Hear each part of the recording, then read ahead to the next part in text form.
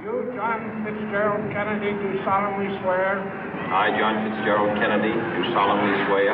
That you will faithfully execute the office of President of the United States. That I will faithfully execute the office of President of the United States. And will, to the best of your ability. And will, to the best of my ability. Preserve, protect, and defend the Constitution of the United States. Preserve, protect, and defend the Constitution of the United States. So help you God. So help me God.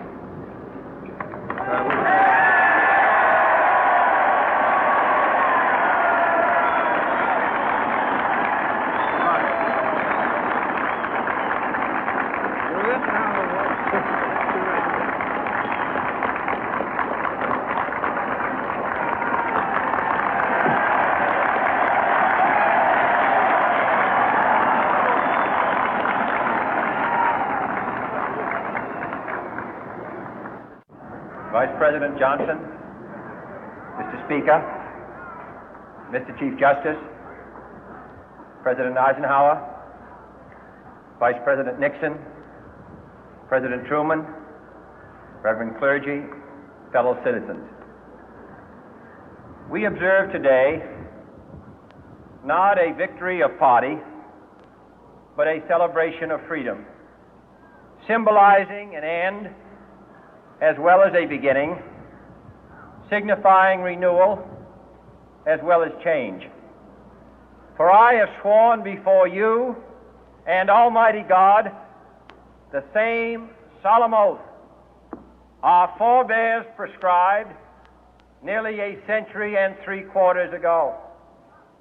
The world is very different now, for man holds in his mortal hands the power to abolish all forms of human poverty and all forms of human life. And yet the same revolutionary beliefs for which our forebears fought are still at issue around the globe. The belief that the rights of man come not from the generosity of the state, but from the hand of God. We dare not forget today that we are the heirs of that first revolution. Let the word go forth from this time and place to friend and foe alike that the torch has been passed to a new generation of Americans born in this century, tempered by war, disciplined by a hard and bitter peace, proud of our ancient heritage, and unwilling to witness or permit the slow undoing of those human rights to which this nation has always been committed and to which we are committed today at home and around the world.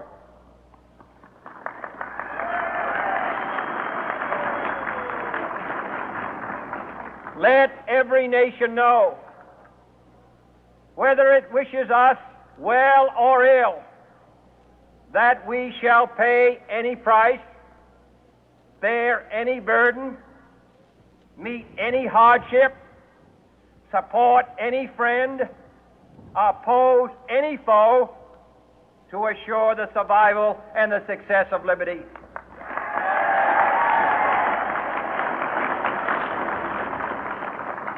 This much we pledge and more. To those old allies whose cultural and spiritual origins we share, we pledge the loyalty of faithful friends. United, there is little we cannot do in a host of cooperative ventures. Divided, there is little we can do, for we dare not meet a powerful challenge at odds and split asunder. To those new states whom we welcome to the ranks of the free, we pledge our word that one form of colonial control shall not have passed away, merely to be replaced by a far more iron tyranny. We shall not always expect to find them supporting our view, but we shall always hope to find them strongly supporting their own freedom, and to remember that in the past, those who foolishly sought power by riding the back of the tiger ended up inside.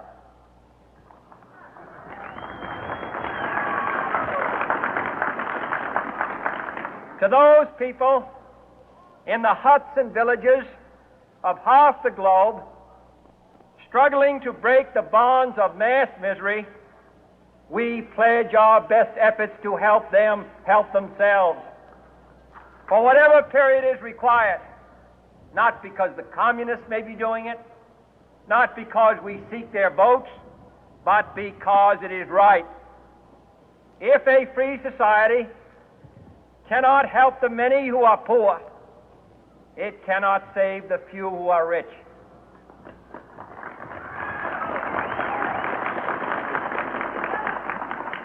To our sister republics south of our border, we offer a special pledge to convert our good words into good deeds, in a new alliance for progress, to assist free men and free governments in casting off the chains of poverty. But this peaceful revolution of hope cannot become the prey of hostile powers. Let all our neighbors know that we shall join with them to oppose aggression or subversion anywhere in the Americas. And let every other power know that this hemisphere intends to remain the master of its own house.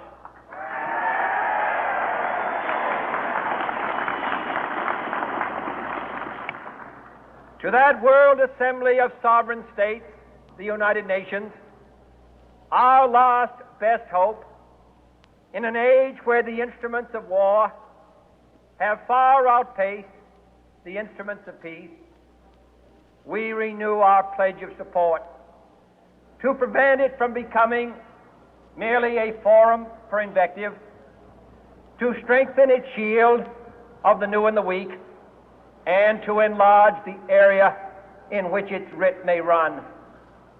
Finally, to those nations who would make themselves our adversary, we offer not a pledge, but a request that both sides begin anew the quest for peace. Before the dark powers of destruction, unleashed by science, engulf all humanity in planned or accidental self-destruction, we dare not tempt them with weakness, for only when our arms are sufficient beyond doubt can we be certain beyond doubt that they will never be employed.